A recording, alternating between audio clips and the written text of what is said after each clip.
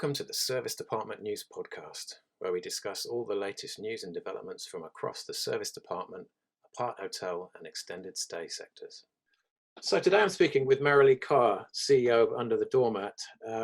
UnderTheDoormat have recently opened an apart hotel in Chelsea in partnership with the Cadogan Estates. So Merilee, tell us about how that partnership came about.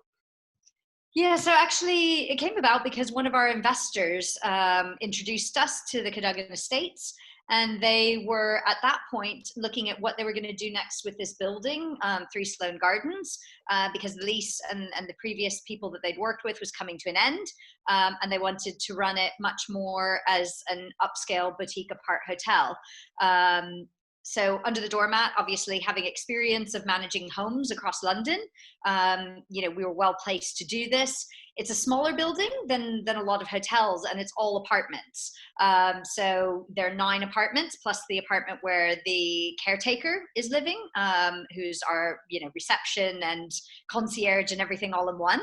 And so that experience that we had meant that we were well placed.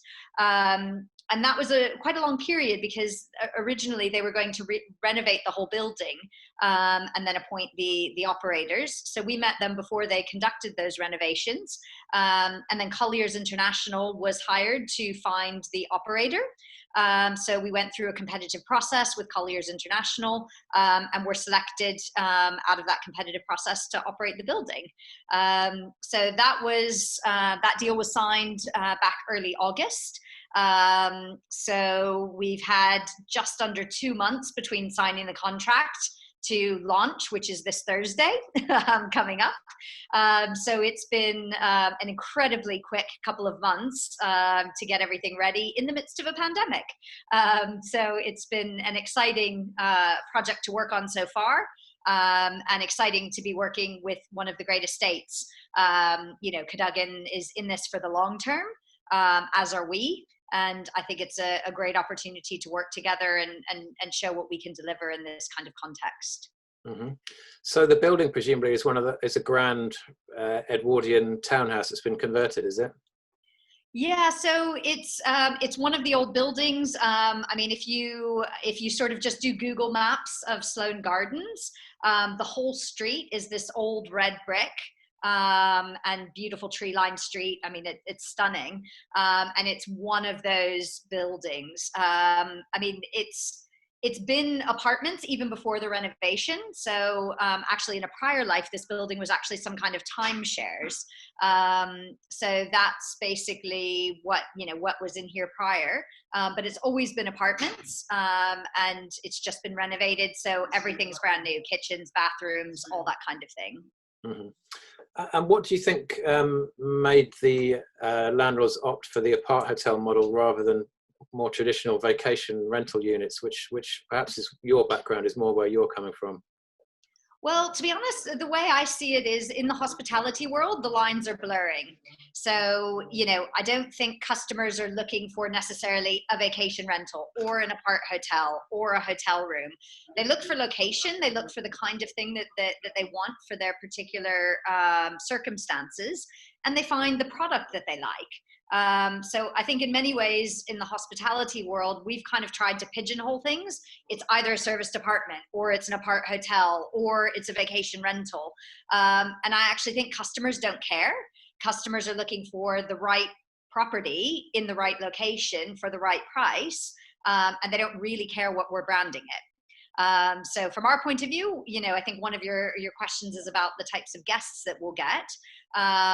And what we expect is it will be a combination of business travelers, as well as vacation rental type tourists who are looking for an apartment in a wonderful location. But I think what we'll also see is that, in a COVID world, what you also see is a lot of people who used to only choose hotels opting for apartments for that additional privacy, additional space. And so by having an apart hotel, I think what we'll find is a lot of leisure travelers who traditionally chose hotels opting for this site, because it is that perfect combination between hotel service, having someone on site, versus vacation rental, which often people think of, well, I'm never going to see anyone. I just get the keys out of a lockbox and that's it. So we really saw it as a blending, and we think customers will choose it because it's the right mix of product elements that they're looking for. Mm-hmm. Mm-hmm. So you said you're launching later this week. So how are the bookings looking at the moment? Because it's obviously an extremely challenging time to open. Yeah, so I mean, to be honest, inquiries are really high. I have to be really honest in that, when you've got a 2-month lead time, we had to get all the furniture installed, and I'm still on site today, and we're taking photographs of some of the flats as we speak. So it's very much a soft launch because we only had one marketing flat that we could actually sell in the lead up. And so we will only have them all live for sale by Thursday. So yeah, we have some bookings. We have lots of inquiries from some of the press and PR that we've done, but we haven't had a full launch on all the platforms in the way that you would if you had a 6-month lead time. So that's of course the challenge when you're dealing with tough timelines. Flip side of that is that what we're seeing across our portfolio is much later bookings anyway. People are booking much more last minute, no matter whether you've advertised it for 6 months or 2 days. So we expect that the bookings will pick up relatively quickly because of the offer and the location. Mm-hmm. And do you have plans to operate any more apart hotels? And if so, where do you think they're likely to be? So absolutely, this is the first of what we hope will be many. Obviously, London is the area where we currently operate. The beauty of our normal model is that we operate across all of London. So, we're not limited to Chelsea and Kensington. We can operate apart hotels across the entire city as far out as Richmond. And so, we're open to those opportunities. Obviously, whether that's extending what we're doing with Cadogan, working with other great estates or other portfolio owners. And, that can be for us, other apart hotels, but it can also be just portfolios of properties because we have that ability to work in a single building or in a distributed model. Mm-hmm. So would you see potential for you to work in buildings which have a variety of uses and planning classes? So C1, C3, and as you say, the lines are blurring. So you'd be happy to operate a range of different tenures. Absolutely. And I think that flexibility is what we offer to, property owners, landlords, etc.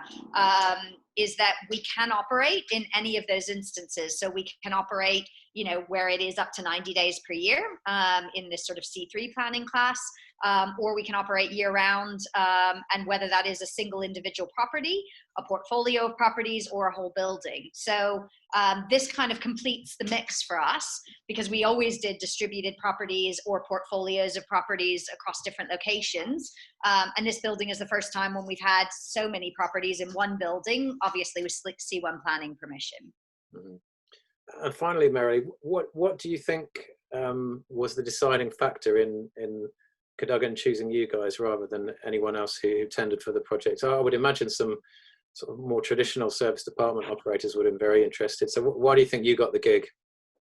Oh, I mean, look, I can't say I know definitively the answer, but I think the feedback we've had from them is they found us to be extremely professional, that we are very quick and flexible and we're able to meet requirements in very short time frames.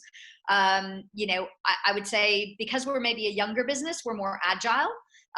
So our ability to adjust things quickly is maybe a bit better than, large service department companies who have just a standard operating procedure they never deviate from. So I would say the professionalism and the flexibility and that agile approach were probably the key things that they fed back as positive so far. Thanks, Merilee. Good to talk to you today. Thank you. Thanks for listening to the Service Department News podcast. If you'd like to keep up to date with all the latest industry news, head over to servicedepartmentnews.com and sign up to our twice-weekly newsletter. Service Department News is part of the International Hospitality Media portfolio.